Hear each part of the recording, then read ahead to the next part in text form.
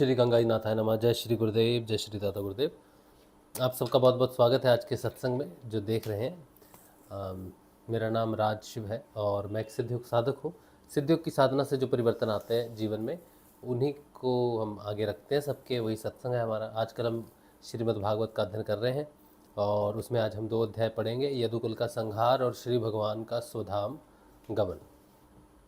तो पहले हम शुरू करते हैं और उसके बाद कोई प्रश्न रहा तो फिर हम उस पर बात करेंगे, ठीक है। सेकंड दीजिए मुझे।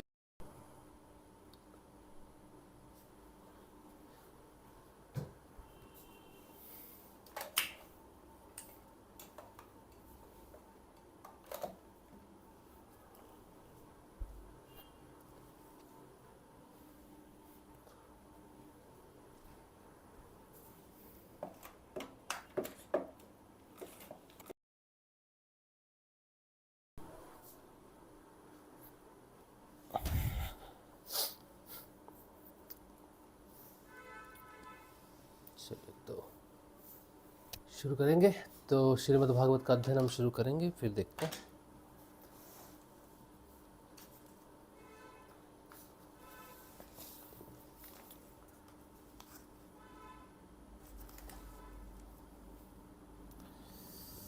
सिग्नल तो है ना,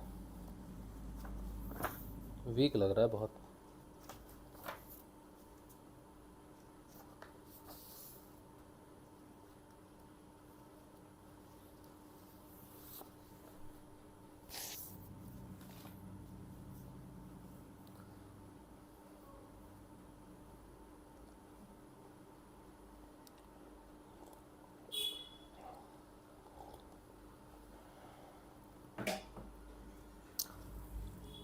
तो सिग्नल जो है बहुत स्ट्रांग नहीं लग रहा मुझे, इसीलिए मैं रुका हूँ।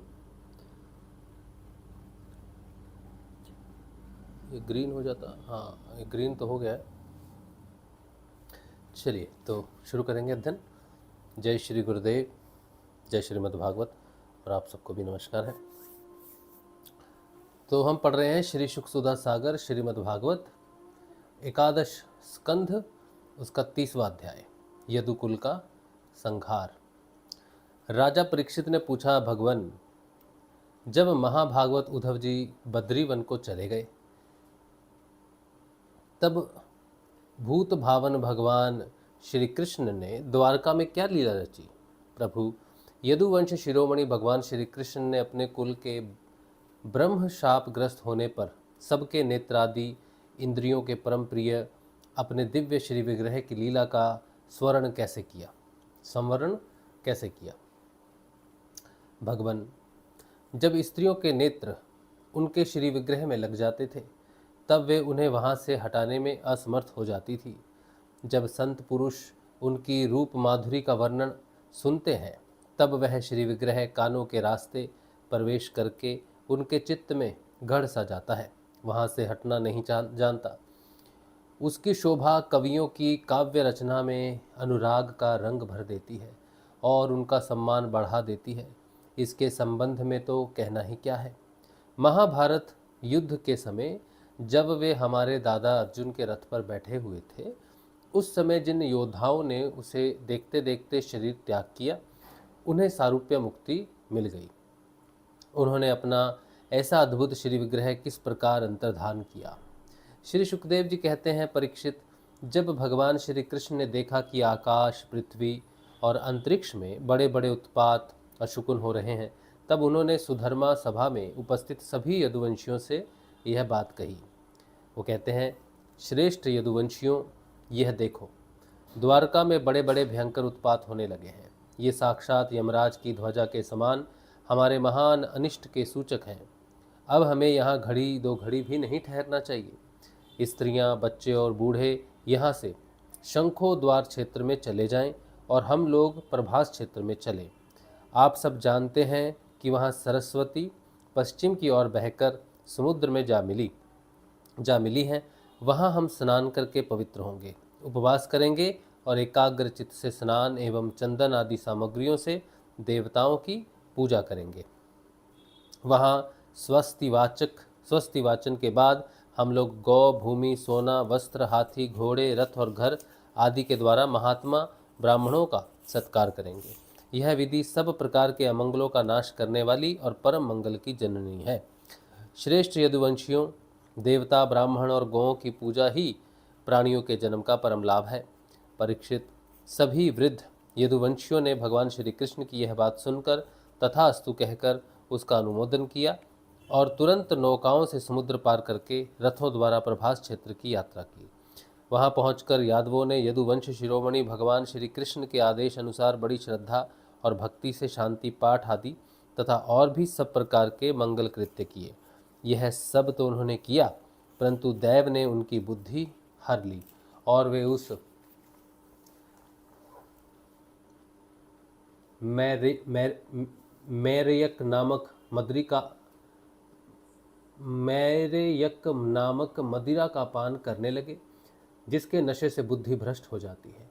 वह पीने में तो अवश्य मीठी लगती है, परंतु परिणाम में सर्वनाश करने वाली है।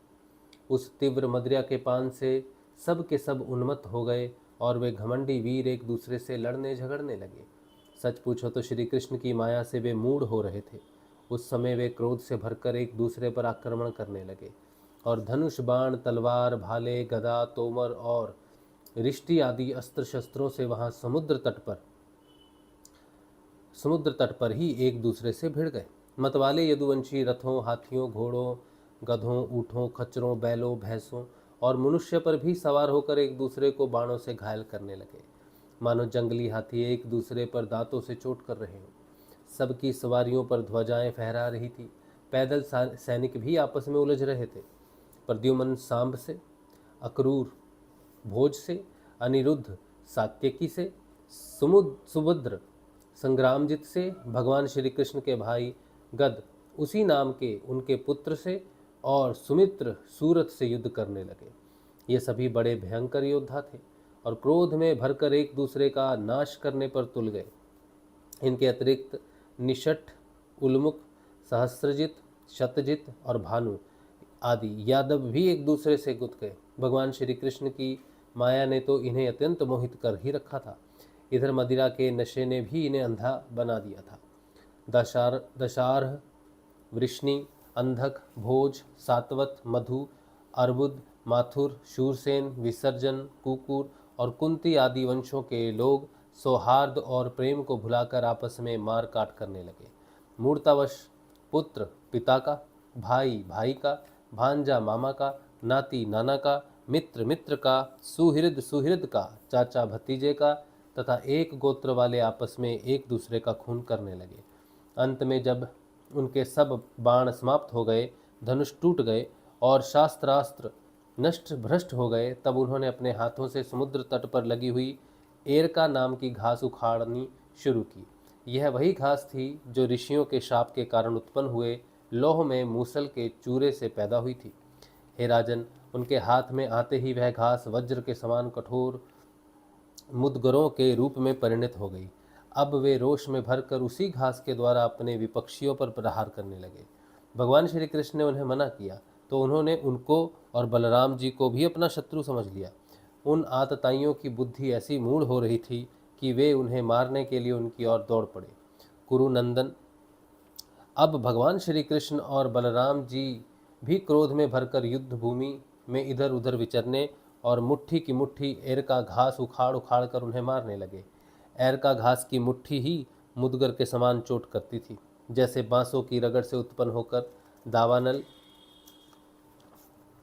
बांसों को ही भस्म कर देता है, वैसे ही ब्रह्मशाप से ग्रस्त और भगवान श्री कृष्ण की माया से मोहित यदुवंशियों के स्पर्धा मूलक क्रोध ने उनका ध्वंस कर दिया। जब भगवान श्री कृष्ण ने देखा कि समस्त यदुवंशियों का संहार हो चुका है, तब उन्होंने यह सोचकर संतोष की सांस ली कि पृथ्वी का बचा खुचा भार भी उतर गया। परीक्षित, बलराम जी ने समुद्र तट पर बैठकर एकाग्रचित से परमात्म चिंतन करते हुए अपने आत्मा को आत्म स्वरूप में ही स्थिर कर लिया और मनुष्य शरीर छोड़ दिया। जब भगवान श्री कृष्ण ने देखा कि मेरे बड़े भाई बलराम जी परम पद में लीन हो गए, तब वे एक पीपल के पेड़ के तले जाकर चुपचाप धरती पर ही बैठ गए। भगवान श्री कृष्ण ने उस समय अपनी अंग कांति से दैदीप्यमान चतुर्भुज रूप धारण कर रखा था और धूम से रहित अग्नि के समान दिशाओं को अंधकार रहित प्रकाशमान बना रहे थे। वर्षाकालीन मेघ के समान सांवले शरीर से तपे हुए सोने के समान ज्योति निकल रही थी। वक्षस्थल पर श्रीवत्स का चिन्ह शोभ्यमान था। वे रेशमी पीतांबर की धोती और वैसा ही दुपट्टा धारण किए हुए थे। बड़ा ही मंगलमय रूप था। मुख कमल पर सुंदर मुस्कान और कपोलों पर नीली नीली अलके बड़ी ही सुहावनी लगती थी। कमल के समान सुंदर सुंदर एवं सुकुमार नेत्र थे। कानों में मकराकृत कुंडल झिलमिला रहे थे। कमर में करधनी, कंधे पर यज्ञोपवीत, माथे पर मुकुट, कलाइयों में कंगन, बाहों में बाजूबंद, वक्षस्थल पर हार, चरणों में नुपुर, उंगलियों में अंगूठियां और गले में कौस्तुभमणि शोभ्यमान हो रही थी। घुटनों तक वनमाला लटकी हुई थी। शंख, चक्र, गदा आदि आयुध मूर्तिमान होकर प्रभु की सेवा कर रहे थे। उस समय भगवान अपनी दाहिनी जांघ पर बायां चरण रखकर बैठे हुए थे। लाल लाल तलवार रक्त कमल के समान चमक रहा था। परीक्षित, जरा नाम का एक बहेलिया था। उसके मूसल के बचे हुए टुकड़े से अपने बाण की गांसी बना ली थी। उसे दूर से भगवान का लाल लाल तलवा हरिण के मुख के समान जान पड़ा। उसने उसे सचमुच हरिण समझकर अपने उसी बाण से बींध दिया।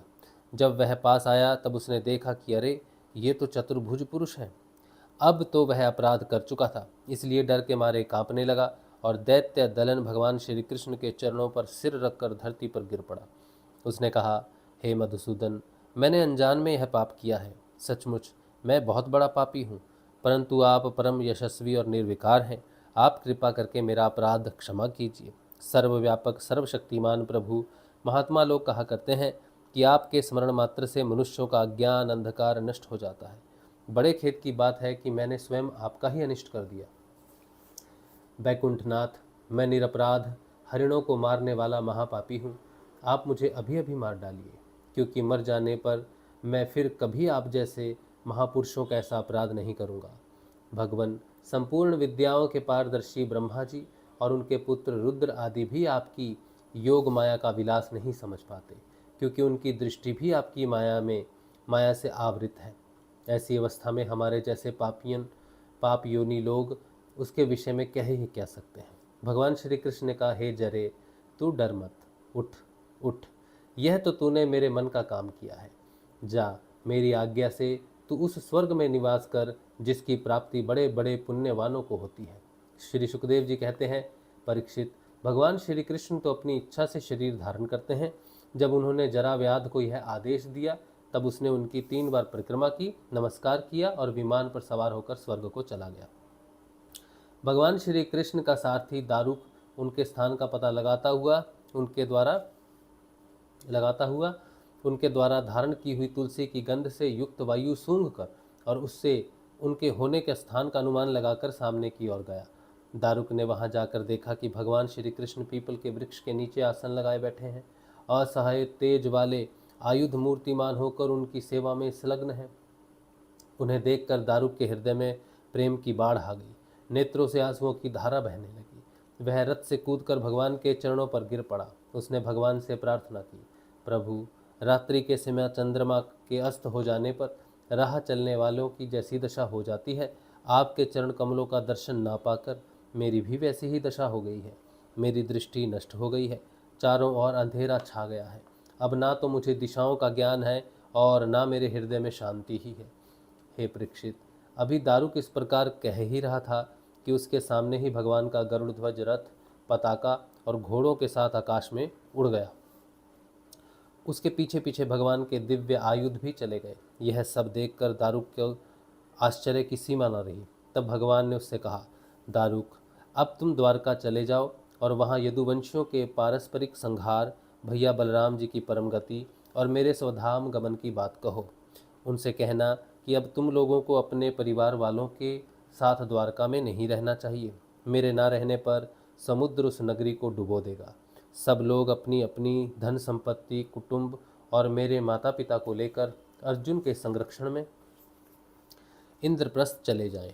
दारुक, तुम मेरे द्वारा उपदिष्ट भागवत धर्म का आश्रय लो और ज्ञाननिष्ठ होकर सबकी उपेक्षा कर दो तथा इस दृश्य को मेरी माया की रचना समझकर शांत हो जाओ। भगवान का यह आदेश पाकर दारुक ने उनकी परिक्रमा की और उनके चरण कमल अपने सिर पर रखकर बारंबार प्रणाम किया। तदंतर वह उदास मन से द्वारका के लिए चल पड़ा। इसके बाद 31वां अध्याय श्री भगवान का स्वधाम गमन। श्री सुखदेव जी कहते हैं, परीक्षित, दारुक के चले जाने पर ब्रह्मा जी, शिव पार्वती, इंद्र आदि लोकपाल, मरीचि आदि प्रजापति, बड़े बड़े ऋषि मुनि, पितृ सिद्ध, गंधर्व विद्याधर, नागचारण, यक्ष राक्षस, किन्नर अप्सराएं तथा गरुड़ लोक के विभिन्न पक्षी अथवा मैत्रेय आदि ब्राह्मण भगवान श्री कृष्ण के परम धाम प्रस्थान को देखने के लिए बड़ी उत्सुकता से वहां आए। वे सभी भगवान श्री कृष्ण के जन्म और लीलाओं का गान अथवा वर्णन कर रहे थे। उनके विमानों से सारा आकाश भर सा गया था। वे बड़ी भक्ति से भगवान पर पुष्पों की वर्षा कर रहे थे। सर्वव्यापक भगवान श्री कृष्ण ने ब्रह्मा जी और अपने विभूति स्वरूप देवताओं को देखकर अपने आत्मा को स्वरूप में स्थित किया और कमल के समान नेत्र बंद कर लिए। भगवान का श्री विग्रह उपासकों के ध्यान और धारणा का मंगलमय आधार और समस्त लोगों के लिए परम रमणीय आश्रय है। इसलिए उन्होंने योगियों के समान अग्नि देवता संबंधी योग धारणा के द्वारा उसको जलाया नहीं, सशरीर अपने धाम में चले गए। उस समय स्वर्ग में नगारे बजने लगे और आकाश से पुष्पों की वर्षा होने लगी। परीक्षित, भगवान श्री कृष्ण के पीछे पीछे इस लोक से सत्य, धर्म, धैर्य, कीर्ति और श्रीदेवी भी चली गई। भगवान श्री कृष्ण की गति मन और वाणी के परे है। तभी तो जब भगवान अपने धाम में प्रवेश करने लगे तब ब्रह्मादि देवता भी उन्हें ना देख सके। इस घटना से उन्हें बड़ा ही विस्मय हुआ। जैसे बिजली मेघ मंडल को छोड़कर जब आकाश में प्रवेश करती है तब मनुष्य उसकी चाल नहीं देख पाते, वैसे ही बड़े बड़े देवता भी श्री कृष्ण की गति के संबंध में कुछ न जान सके। ब्रह्मा जी और भगवान शंकर आदि देवता भगवान की यह परम योगमयी गति देखकर बड़े विस्मय के साथ उसकी प्रशंसा करते अपने अपने लोक में चले गए। परीक्षित, जैसे नट अनेकों प्रकार के स्वांग बनाता है परंतु रहता है उन सबसे निर्लेप, वैसे ही भगवान का मनुष्यों के समान जन्म लेना, लीला करना और फिर उसे संवरण कर लेना उनकी माया का विलास मात्र है, अभिनय मात्र है। वे स्वयं ही इस जगत की सृष्टि करके इसमें प्रवेश करके विहार करते हैं और अंत में संहार लीला करके अपने अनंत महिमामय स्वरूप में ही स्थित हो जाते हैं। संदीपनी गुरु का पुत्र यमपुरी चला गया था परंतु उसे वे मनुष्य शरीर के साथ लौटा लाए। तुम्हारा ही शरीर वह ब्रह्मास्त्र से जल चुका था परंतु उन्होंने तुम्हें जीवित कर दिया। वास्तव में उनकी शरणागत वत्सलता ऐसी ही है, और तो क्या कहूँ। उन्होंने काल के महाकाल भगवान शंकर को भी युद्ध में जीत लिया और अत्यंत अपराधी अपने शरीर पर ही प्रहार करने वाले व्याध को भी सदेह स्वर्ग भेज दिया। प्रिय परीक्षित, ऐसी स्थिति में क्या वे अपने शरीर को सदा के लिए यहाँ नहीं रख सकते थे? अवश्य ही रख सकते थे। यद्यपि भगवान श्री कृष्ण संपूर्ण जगत की स्थिति, उत्पत्ति और संहार के निरपेक्ष कारण हैं, तथापि उन्होंने अपने शरीर को इस संसार से बचा रखने की इच्छा नहीं की। इससे उन्होंने यह दिखाया कि इस मनुष्य शरीर से मुझे क्या प्रयोजन है। आत्मनिष्ठ पुरुषों के लिए यही आदर्श है कि वे शरीर रखने की चेष्टा न करें।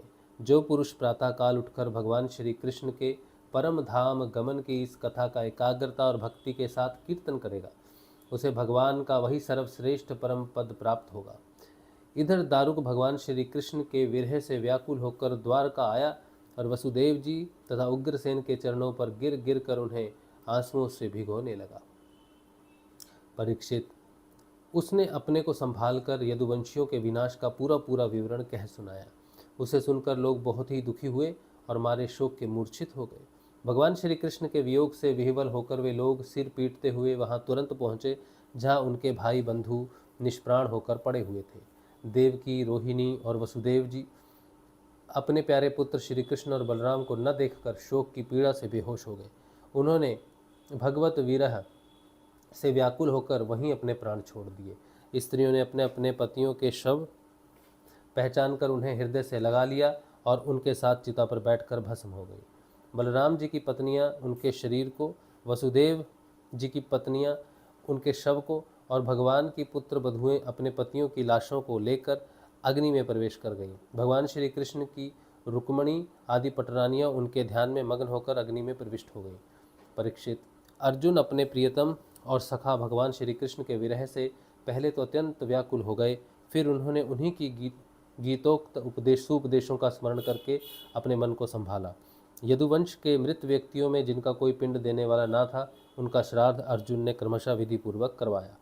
महाराज, भगवान के न रहने पर समुद्र ने एकमात्र भगवान श्री कृष्ण का निवास स्थान छोड़कर एक ही क्षण में सारी द्वारका डुबो दी। भगवान श्री कृष्ण वहाँ अब भी सदा सर्वदा निवास करते हैं। वह स्थान स्मरण मात्र से ही सारे पाप तापों का नाश करने वाला और सर्व मंगल को भी मंगल बनाने वाला है। प्रिय परीक्षित, पिंडदान के अनंतर बची खुची स्त्रियों, बच्चों और बूढ़ों को लेकर अर्जुन इंद्रप्रस्थ आए। वहाँ सबको यथा योग्य बसाकर अनिरुद्ध के पुत्र वज्र का राज्याभिषेक कर दिया। राजन, तुम्हारे दादा युधिष्ठिर आदि पांडवों को अर्जुन से ही यह बात मालूम हुई कि यदुवंशियों का संहार हो गया है।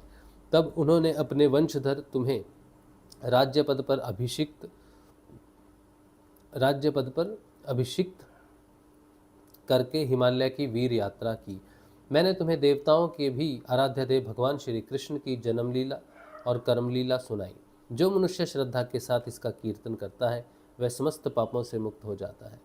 परीक्षित, जो मनुष्य इस प्रकार भक्त भयहारी निखिल सौंदर्य माधुर्य निधि श्री कृष्णचंद्र के अवतार संबंधी रुचिर पराक्रम और इस श्रीमद् भागवत महापुराण में तथा दूसरे पुराणों में वर्णित परमानंदमयी बाल लीला, किशोर लीला आदि का संकीर्तन करता है, वह परमहंस मुनींद्रों के अंतिम प्राप्तव्य श्री कृष्ण के चरणों में पराभक्ति प्राप्त करता है। इति एकादश स्कंध समाप्त। हरि ओम तत्सत। यहाँ पर एकादश स्कंद जो है वो समाप्त हो गया है और यहाँ से श्रीमद् भागवत महापुराण द्वादश स्कंध जो अंतिम स्कंध है वो शुरू होता है। ठीक है, तो कल हम पढ़ेंगे द्वादश स्कंद का पहला अध्याय कलयुग के राजवंशों का वर्णन। ठीक है, तो द्वादश स्कंध में कोई बहुत ज़्यादा लंबा चौड़ा कुछ नहीं है, 10-1 दिन का होगा शायद।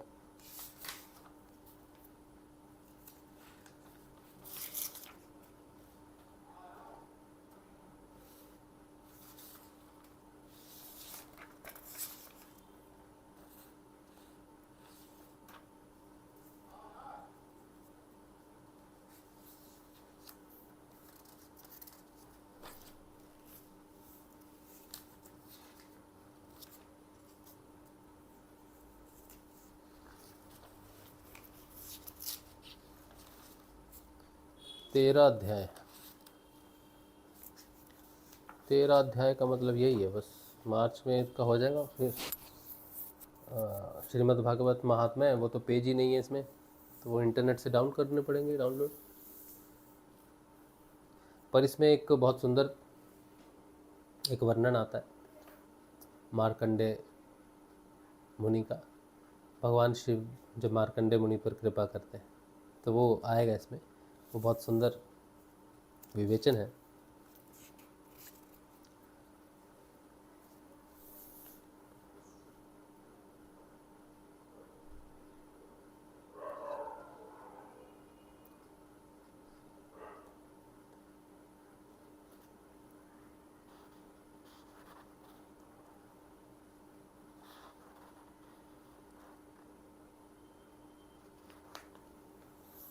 चलिए,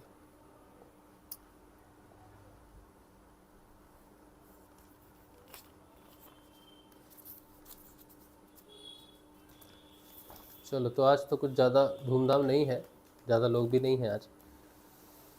ठीक है, तो आज इतना ही रख देते हैं।